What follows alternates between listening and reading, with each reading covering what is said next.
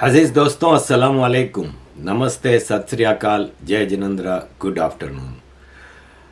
अजीज़ दोस्तों, finally IMF से agreement staff level का हो गया है। मिठाइयाँ बांटी जा रही हैं, खुशखबरियाँ सुनाई जा रही हैं। जब इमरान खान की सरकार ने 2021 में आईएमएफ से एग्रीमेंट किया था तो इसाक डार ने ट्वीट की थी कि what a shameful surrender of Imran Niazi. अब मुबारकबादें दे रहे हैं, अल्हम्दुलिल्लाह की ट्वीट कर रहे हैं। भीख मिलना जिसके लिए खुशखबरी हो, उसको कम से कम दुनिया की 7वीं बड़ी फौजी पावर और एटॉमिक पावर और ये कहलाने का कोई हक नहीं है। ये इंतहाई बेगैरत और बेशरम लोगों का टोला है जो पाकिस्तान पे हमेशा से रूल करता आया है। अज़ीज़ दोस्तों, आपको याद होगा कि लास्ट वीक पाकिस्तान के शहबाज शरीफ ने एक मीटिंग हेड की थी जिसमें टेबल के इस तरफ सिविलियन बैठे थे और इस तरफ फौजी बैठे थे। वो दरअसल इकोनॉमिक रिवाइवल प्लान के लिए एक कमेटी बनाई गई थी जिसमें आधे सिविलियन थे, आधे फौजी थे। जो सिविलियन थे वो सारे पॉलिटिशियन थे जिनको अलिफ बे भी नहीं पता इकोनॉमी की, और फौजी थे, फौजियों का इकोनॉमी से क्या ताल्लुक। सवाल यहाँ पे ये पैदा होता है कि इकोनॉमिस्ट जो होते हैं, जो फाइनेंशियल एक्सपर्ट्स जो होते हैं, वो इन चीज़ों को बारीकी को समझते हैं कि किस तरह इकोनॉमी बेहतर करनी है, किस तरह मुश्किलात से निकलना है। लेकिन एक भी इकोनॉमिस्ट गवर्नमेंट की टीम में नहीं है। अगर आप इसाक डार को इकोनॉमिस्ट समझते हैं ना, तो फिर आपके उस पे मतलब आदमी क्या कह सकता है कि इसाक डार एक फारिग आदमी है। सिर्फ नवाज शरीफ का समधी होना इसकी क्वालिफिकेशन है। उसने अगर इकोनॉमी संभालनी होती तो बात ही क्या है। अजीज़ दोस्तों, शब्बर ज़ैदी जो इमरान खान के दौर में फेडरल ब्यूरो ऑफ रेवेन्यू के डायरेक्टर थे, उन्होंने अभी कहा है कि इमरान खान की सरकार ने पाकिस्तान इकोनॉमी को $100 बिलियन से ज़्यादा का झटका दिया है। उन्होंने कहा कि इमरान खान की सरकार अपने पहले ही साल में पाकिस्तान को डिफ़ॉल्ट कर चुकी थी। उनके पास ना कोई प्लान है, ना कोई विजन है। और आपको याद होगा कि इमरान खान का भी जो टॉप इकोनॉमिस्ट था वो असद उमर था, और उसने सत्यानाश कर दिया था इकोनॉमी का, और इमरान खान को फ़ौरन मुशर्रफ के दौर के शौकत तरीन को लाना पड़ा, और फिर आईएमएफ के एम्प्लॉई अब्दुल हफीज़ शेख को लाना पड़ा, और फिर आईएमएफ के तरले मिन्नतें करके तो आईएमएफ के एम्प्लॉई को स्टेट बैंक का डायरेक्टर बनाया, आईएमएफ के एम्प्लॉई को फाइनेंस मिनिस्टर बनाया, और इस तरह करके जैसे तैसे बैसाखियों पे इकोनॉमी को लेके चला। इमरान खान के पास आज भी कोई प्लान नहीं है इकोनॉमी का। इससे आप सिर्फ ईया का नाबुदो वरना ईया का नस्ताइन से भाषण सुन लें आप। तो अजीज़ दोस्तों, ये कहानी है। मैं आपको क्या डील हुई है उस पर ज़रा डिटेल में समझाना चाहूँगा। इससे पहले मैं आपको ज़रा बता दूं कि आईएमएफ क्या है। आईएमएफ एक्चुअली एक बैंक है जहां अमीर लोग अपने पैसे रखते हैं और गरीब मुल्क अपने पैसे निकालते हैं। सेकेंड वर्ल्ड वार के दौरान अमेरिका, इंग्लैंड वगैरह 44 कंट्रीज़ ने आईएमएफ की बुनियाद रखी, और आईएमएफ का मकसद होता है उन थर्ड वर्ल्ड कंट्रीज़ की इकोनॉमी को सहारा देना। लेकिन इसका ये पॉइंट ऑन पेपर है। असल ये एक हथियार है जो अमेरिका मुख्तलिफ मुल्कों को मजबूर करता है अपने एजेंडे को पूरा करने के लिए। जैसे कि इस वक्त पाकिस्तान के ऊपर टोटल कर्जा जो है ना वो $140 बिलियन का है, और हमारे बजट का आधे से ज़्यादा हिस्सा खाली कर्जे की इंटरेस्ट और किस्तों में चला जाता है। पाकिस्तान ने इस साल दिसंबर तक $10 बिलियन की पेमेंट करनी है, लेकिन पाकिस्तान के पास इस वक्त सिर्फ $3.5 बिलियन फॉरेन एक्सचेंज रिजर्व में है। तो ये कैसे करते? इवन IMF भी अगर $3 बिलियन की अभी जो एग्रीमेंट हुई है वो दे भी तो पाकिस्तान कहाँ से पूरा करेगा, क्योंकि पाकिस्तान का रेवेन्यू तो है ही नहीं कुछ। तो इसलिए होता यह है कि पाकिस्तान अब भी ज़्यादा मतलब ठोक बजा के मांगेगा। कहाँ देखो मेरे पीछे IMF खड़ा है, क्योंकि दुनिया का कोई भी मुल्क कर्जा या भीख उस वक्त तक नहीं देता जब तक कि उसको ये श्योरिटी ना हो कि ये डिफ़ॉल्ट नहीं करेगा। और जब वो देखता है कि IMF ने इससे एग्रीमेंट किया है तो ये एक तरह की गारंटी हो जाती है कि हाँ भाई हम इसको डिफ़ॉल्ट नहीं होने देंगे। अगर पाकिस्तान डिफ़ॉल्ट कर जाए तो पाकिस्तान को ये सिचुएशन होगी कि पाकिस्तान की ट्रेड लेन देन सब बंद हो जाएगा, एक्सपोर्ट इंपोर्ट सब बंद हो जाएगी, शदीद तरीन महंगाई आएगी, इन्फ्लेशन कंट्रोल से बाहर होगा, अनस्टेबल फाइनेंशियल सिचुएशन होगी, डॉलर शूट कर जाएगा और डबल ट्रिपल भी कर सकता है करंट प्राइस से डॉलर अगर पाकिस्तान डिफ़ॉल्ट कर जाए। जॉबलेसनेस बढ़ जाएगी, कई मल्टीनेशनल पाकिस्तान छोड़ के चले जाएंगे, ऑलरेडी छोड़ के जा रहे हैं काफ़ी। शेल चला गया, इंडस मोटर चला गया, अटलस मोटर चला गया। पाकिस्तान का बैंकिंग सिस्टम तबाह हो जाएगा, आवाम के जितने पैसे बैंकों में वो सरकार जब्त कर लेगी। तो ये सारी सिचुएशन है कि IMF जब लोन देती है तो साथ में एक इकोनॉमिक प्लान भी देती है कि आपको ये चीज़ की प्राइस इतनी रखनी है, इतना टैक्स रखना है, पेट्रोल का इतना भाव रखना है, इलेक्ट्रिसिटी का, मतलब आपको ये खर्चे कम करने हैं, ये चीज़ें करनी है। यानी आप IMF के डिक्टेशन पे चले जाते हैं। अब कहते हैं कि आज जो अभी डील हुई है ये IMF के साथ, तो उसमें हमें खुश होना चाहिए कि रोना चाहिए?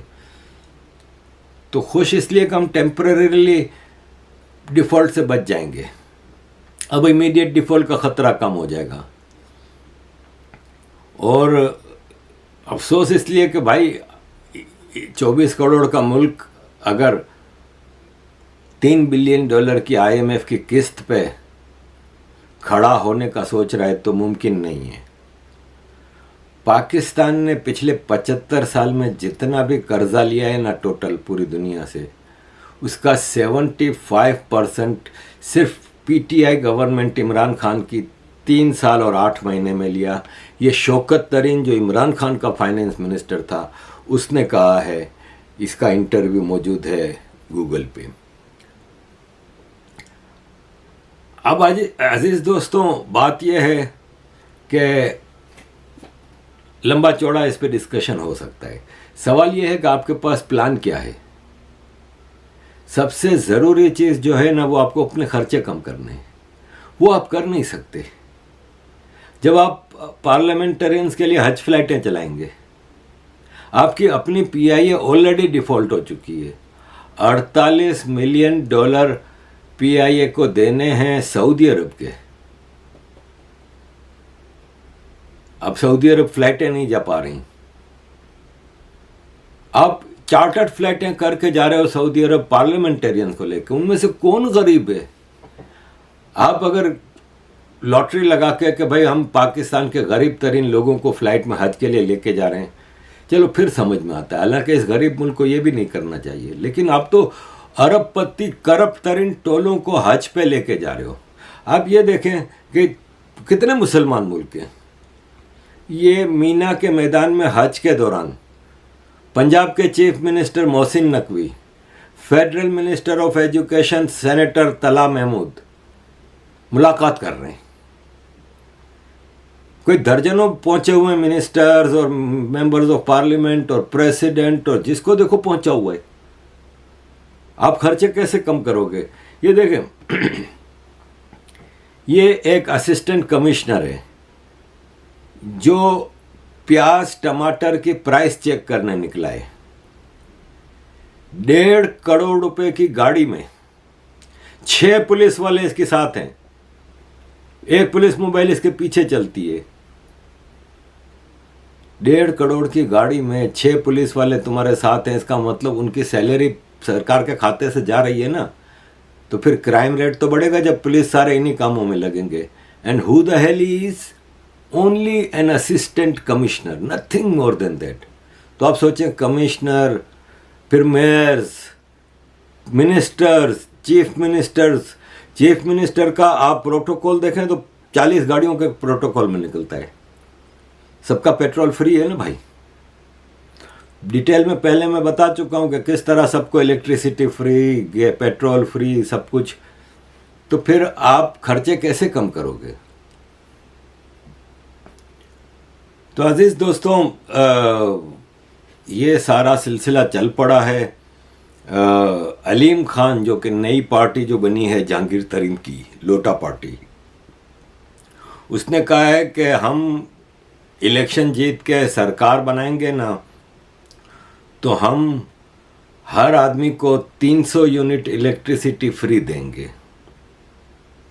अरविंद केजरीवाल बन रहे हैं ये बातें करते हैं। इनको पता नहीं है कि ये 1 रुपया भी किसी को देने से पहले IMF से अप्रूवल चाहता है, चाहिए होती है। एक तरफ IMF इसी इलेक्ट्रिसिटी के सर्कुलर डेट को बेस बना के 8 महीने से तुम्हें नचवा रही है, और तुम फ्री इलेक्ट्रिसिटी देने की बात करते हो। अबे भिखारियों, बात सोच के क्या करो। लेकिन पब्लिक फारिग का पब्लिक है। अजीज दोस्तों, एग्रीमेंट पे आते हैं। एग्रीमेंट क्या है ये बताने से पहले ये बता दूं कि अब करना क्या होगा। अब आपको भाव बढ़ाने होंगे सब चीज़ों के। इलेक्ट्रिसिटी फी यूनिट 8 रुपया बढ़ाना होगा, और पेट्रोलियम लेवी 55 रुपया फी लीटर बढ़ाना होगा। 55 रुपया पेट्रोल महंगा करना होगा टुकड़ों टुकड़ों में। अब आपको मिलना क्या है? जो शहबाज शरीफ, इसाक डार, मरियम औरंगजेब और ये 4-5 मिनिस्टर बैठ के प्रेस कॉन्फ्रेंस में अल्हम्दुलिल्लाह खुशखबरी सुना रहे थे, वो ये है कि IMF ने अभी स्टाफ लेवल एग्रीमेंट किया है पाकिस्तान की गवर्नमेंट से। वो स्टाफ लेवल एग्रीमेंट ये है कि जो 2019 का जो प्लान था, जिसके तहत 1.1 बिलियन की किस्त के लिए 8 महीने से नाक घसीट रहे हैं, और टोटल $2.3 बिलियन बाकी थे, उस प्लान में से IMF ने उसके ऊपर एक प्लान बना के टेम्पररी स्टैंड बाय एग्रीमेंट किया है। स्टैंड बाय एग्रीमेंट ये है कि आपको हम अभी $3 बिलियन देंगे, क्योंकि आपके मामला बहुत ख़राब है, तो हम आपको $3 बिलियन अभी दे देंगे, और बाकी फिर नया प्लान अब डिस्कस करके नया प्लान बनाएंगे, तो उसमें फिर ये $3 बिलियन आगे पीछे एडजस्ट कर लेंगे। अभी ये स्टाफ लेवल एग्रीमेंट हुआ है, अब ये IMF की मैनेजमेंट पे गया है। अब IMF की मैनेजमेंट इसको देखेगी, और वो अगर मुनासिब समझते हैं तो वो इसको एग्री करके फिर IMF के एग्जीक्यूटिव बोर्ड की मीटिंग जो 12 जुलाई को हो रही है उसमें डालेगी। Although Pakistan was not in the agenda, लेकिन फिर उस मीटिंग में जाएगा और वहाँ से अप्रूव होगा तो पाकिस्तान को $3 बिलियन मिलेंगे किस्तों में। ये नहीं है कि $3 बिलियन एक साथ मिल जाएंगे, टुकड़ों में मिलेंगे। 1 बिलियन मिलेगा, 500 मिलियन डॉलर, इस तरह करके टुकड़ों में मिलेंगे। वो भी 12 जुलाई के बाद पता चलेगा। तो अभी इश्क के इम्तिहान और भी हैं। अभी ये नहीं है कि यहाँ से काम हो गया है बस। हालांकि जब प्राइम मिनिस्टर आके वो कर रहा है तो ऑब्वियसली देखें, IMF है ना, वो अमेरिकन सरकार के इशारे पे चलती है। जहाँ अमेरिका की सरकार कहती है वहाँ पे काम करती है। डेफिनेटली पाकिस्तान के एम्बेसडर जो अमेरिका में हैं, पाकिस्तान के जो फॉरेन मिनिस्ट्री है, फाइनेंस मिनिस्ट्री है, वो अमेरिकन CIA, स्टेट डिपार्टमेंट, उन सब से बैकग्राउंड में राब्ते में होगी।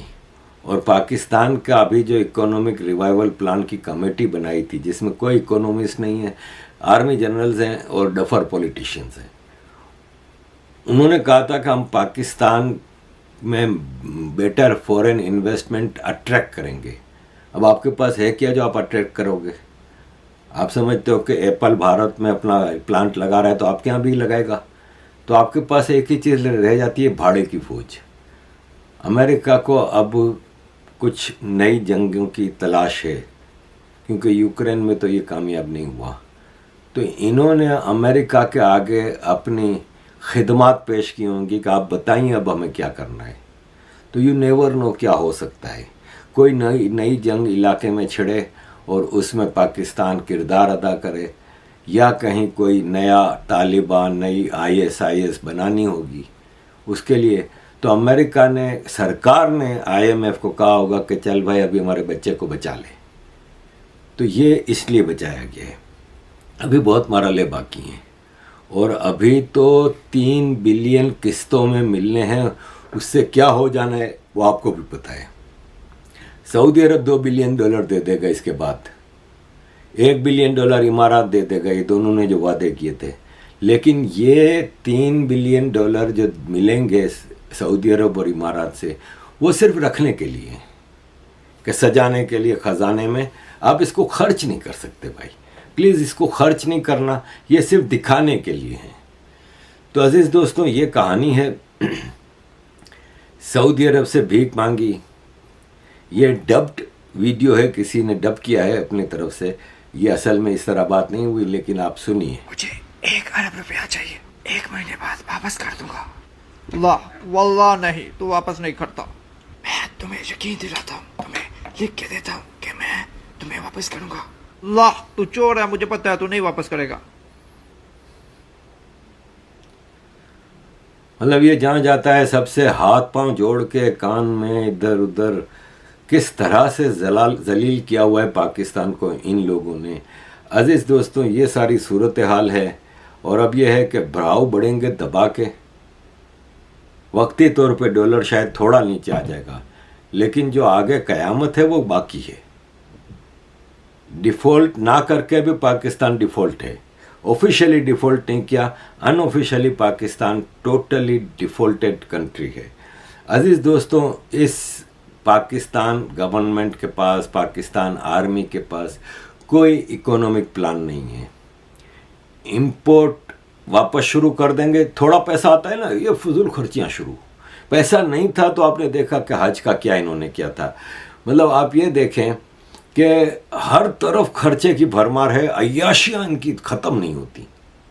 लेकिन अभी तो आए नहीं थे, तो अब आएंगे पैसे तो खूब इनकी फजूल खर्चियाँ होंगी। IMF से जितनी इन्होंने एग्री किए हैं ना, आम आदमी पे टैक्स बढ़ाना, सैलरीज पर्सन पे टैक्स बढ़ाना, पेट्रोल इलेक्ट्रिसिटी जो ख़रीद रहे हैं गरीब आदमी उनके लिए महंगा करना, अमीर को, एलिट को तो मुफ्त में मिलता है सब। तो ये सब चीज़ें करेंगे, लेकिन जो कई बड़े वादे किए हैं ना IMF से, वो पूरे नहीं कर पाएंगे। जब आप ये देखें कि ये एक स्टैंड बाय एग्रीमेंट करने के लिए 8 महीने लगे हैं, तो आगे अभी सोचें कि कितना मुश्किल मरहला बाकी है। फिर आर्मी, अब आर्मी की बात करें तो शब्बर जैदी जो फेडरल FBR के जो डायरेक्टर थे, उनसे अभी इंटरव्यू इनका डिटेल में हुआ। उनसे पूछा गया कि आपको जनरल बाजवा ने किसी चीज़ से रोका तो नहीं अपने, जब आप FBR के डायरेक्टर थे? तो उसने कहा नहीं, बाजवा से मेरे बड़े अच्छे ताल्लुकात थे और बाजवा ने मुझे खाली 2 चीज़ों से रोका कि एक इस्लामिक स्मगलिंग को नहीं रोकना और दूसरा प्रॉपर्टी पर टैक्स नहीं लगाना। सबसे प्रॉफिटेबल इस वक्त प्रॉपर्टी का बिजनेस है। बहरिया टाउन, DHS, ये वो आप देख रहे हो, उस पर टैक्स नहीं लगाना क्योंकि सारे आर्मी के लोग इसमें इन्वॉल्व हैं। और स्मगलिंग को नहीं रोकना क्योंकि आपको मैं डिटेल में बता चुका हूं कि बलूचिस्तान और KPK के बॉर्डर से किस तरह अफ़गानिस्तान और ईरान से एक पैरेलल एक्सपोर्ट चल रही है, इंपोर्ट चल रही है, दबा के स्मगलिंग हो रही है और सारी कोर कमांडर्स की निगरानी में हो रही है। तो फिर उसको रोकोगे कैसे? साफ मना किया उसको। इसने कहा कि प्रॉपर्टी टैक्स अगर आप लगाओगे तो इसमें हमारे लोग आ जाएंगे, इसलिए हाथ होला रखो। अजीज दोस्तों, शब्बर जैदी ने क्या कहा ये आप सुनिए जरा। आप जब थे एफबीआर में तो उस वक्त के आर्मी चीफ के साथ उनके मुशावरत से, उनकी मर्जी से चलते थे?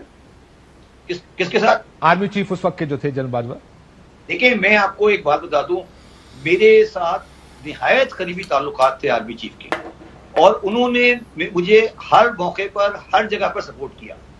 जब मैंने कुछ बड़े लोगों को ट्रांसफर किया और मुझे कुछ थ्रेट्स आई, फिजिकल थ्रेट्स की बात कर रहा हूँ, पर्सनल थ्रेट्स की बात कर रहा हूँ, तो उन्होंने मुझे खासतौर पर एक मैसेंजर भेजा।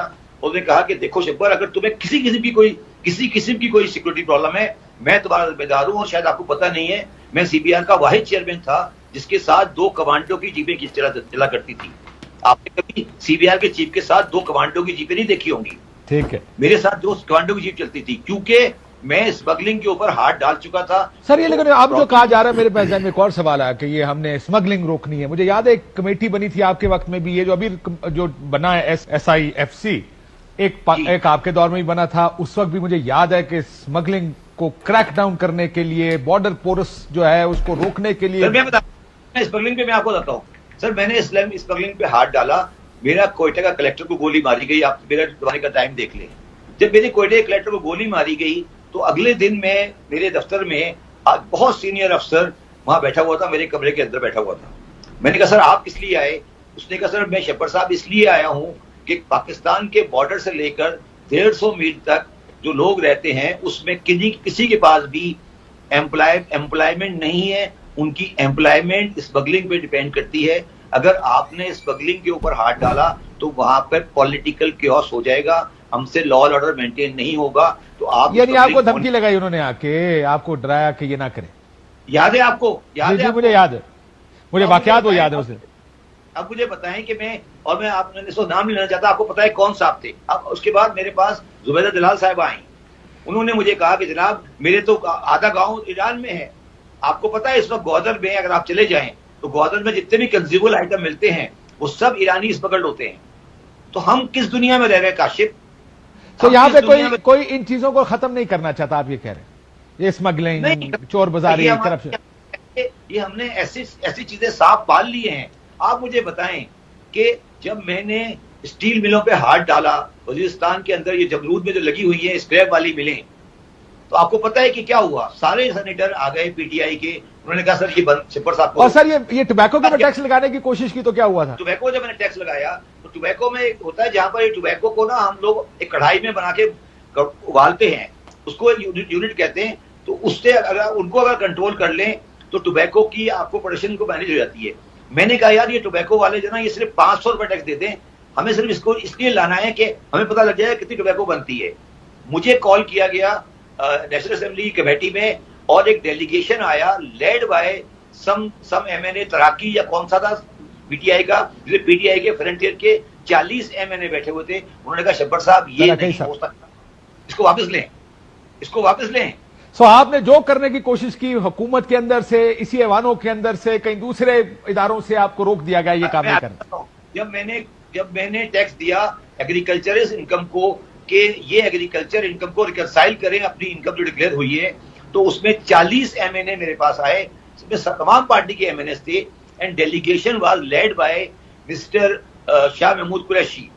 और उसके अंदर जो मुझे हमेशा से याद रहेगा सारी जिंदगी, उसमें एक MNA थे ये आपके नसरुल्लाह दरेशक साहब। जी। नसरुल्लाह तब सारे बंदे बात करते रहे। उसके बाद आखिर में नसरुल्लाह दरेशक ने मुझे कहा कि बेटा मेरी बड़ी उम्र है, मैंने बड़ी दुनिया देखी है, तेरी उम्र कम है, तू ये काम नहीं कर, तेरे बस का काम नहीं है।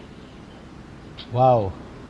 सो आप जब भी निजाम ठीक करने की तरफ जाते हैं, इसी निजाम के बेनिफिशियरीज आके सामने खड़े हो जाते हैं। जब मैंने रिटेलर्स पर हाथ डाला और जब मैंने कंसीड नहीं किया और रिटेलर की और मेरी आखिरी मीटिंग आप बताएं किस जगह, किस लोकेशन, कौन सी लोकेशन पर हुई थी? अच्छा, आई डोंट रिमेंबर, अगर मैं माफी चाहता हूँ। नहीं, वो लोकेशन सिविलियंस की नहीं थी। अच्छा, मैस में की थी आप? अच्छा। तो मेरा मकसद है, देखिए तो आप सोचे ना कि किन लोगों को इन्वॉल्व करना पड़ गया। समझे मेरी बात? समझ गया। आप समझ आशिफ, ये वो चीजें हैं जो हमें, मैं किसी की बुराई या और सर वो स्मगलिंग का मैं फिर दोबारा वापस आऊंगा। आप ठीक कह रहे हैं कि उनकी वजह स्मगलिंग क्यों नहीं रोक पाए आप? ये जो कमेटीज टीम्स बनी थी, उसमें मुझे याद है आर्मी चीफ भी उस वक्त के बैठे थे जब स्मगलिंग रोकने के लिए मीटिंग की गई थी, फौजी बैठे थे, सब बैठे थे। सर मुझे नाकाम कैसे हुआ? मुझे एक बात नहीं, मैं आपको बताता हूँ सर, मुझे ईमानदारी से बताएं, क्या आप स्मगलिंग वाया ईरान रोकना चाहते हैं? आप मेरी एक रिक्वेस्ट है आपसे, किसी दिन आप डीजीआई और आर्मी चीफ और प्राइम मिनिस्टर को बुला लें, अगर वो कहते हैं रोकना चाहते हैं, फिर मुझे बैठाते सामने। सर वहां पे प्रॉब्लम ये आ गई है काशिफ, समझो मेरी बात, बलूचिस्तान में जो इस वक्त अगर 50 लाख की आबादी है ना, तो 50 लाख की आबादी में से 30 लाख की आबादी का रोजगार स्मगलिंग पर है। हाँ लेकिन सर इसमें खाली उनका तो रोजगार है, लेकिन बेनिफिशियरीज कोई और है ना। नहीं ना, वो मगर रोजगार में प्रॉब्लम ये आ गई है कि रोजगार को मारोगे तो वो लोग वहां रिवॉल्ट हो जाएगी। उसने मुझे यही कहा, जो बंदा आया था उसने मुझे यही कहा, शेफर साहब वहां रिवॉल्ट हो जाएगी, वो लोग भूखे मर जाएंगे। ये कहता है। और ये जो अफगानिस्तान की दूसरी साइड है, ये तो आप एक बॉर्डर की बात कर रहे हैं। आगे चले नहीं, एक बात और सुने, वो ये कहते हैं कि अगर ऑयल आ रहा है, अगर ऑयल आ रहा है 30% ऑफ दी डीजल वहां से आ रहा है, 30% ऑफ डीजल, और उसके लिए पाकिस्तान का फॉरेन एक्सचेंज यूटिलाइज नहीं हो रहा। समझ आई मेरी बात काशिफ? समझ गया। तो आंखें बंद कर दो, तो हमारा डॉलर इस्तेमाल नहीं हो रहा, बाजार का डॉलर इस्तेमाल हो रहा है। अगर तुम ऑफिशियली इंपोर्ट करोगे तो पाकिस्तान का डॉलर जाएगा ना। अच्छा। तो काशिफ ये मुझसे नहीं खुलवाओ, मेरे पास बहुत कुछ कहने के लिए है। कोई एक आधी और कहानी सुना दे, उसके बाद मैं बंद करूं प्रोग्राम। एक आधी तो सुना दे। आप ये सोचो, अगर 30% ऑयल आ रहा है, डीजल आ रहा है ईरान से, तो उसका जो पेमेंट जा रहा है वो तो नहीं जा रहा ना वाया एलसी। ओके। वो तो पाकिस्तान के फॉरेन शेयर पे आपका बटन नहीं आ रहा ना, वो सारा हवाले से एडजस्ट हो रहा है ना। That's interesting. सो आपने कंक्लूजन ये निकाला अपने टेन्योर के एंड में, जिसपे आपने कहा यार ये ना मुल्क ठीक हो या ना लोग ठीक इसको करना चाहते हैं।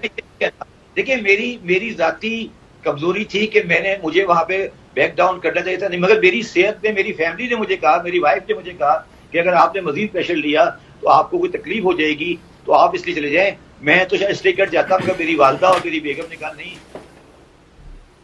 तो दिस इज़ द सिचुएशन अजीज़ दोस्तों, ये सारी सूरत हाल आपके सामने रखी है। आपने शबर जैदी का इंटरव्यू भी देखा। शबर जैदी इसीलिए शायद सरकारी क्वार्टर्स में पसंद नहीं किए जाते कि ये सच बोल जाते हैं। थोड़ा पागल आदमी है, कराची का है, शिया है, लेकिन ये बोल जाता है भाई जो होता है सब। तो लेट्स सी कहाँ तक पाकिस्तान की इस छकड़ा गाड़ी को धक्का लगता है। थैंक यू वेरी मच अजीज़ दोस्तों for all your support. Kindly keep supporting. Thank you.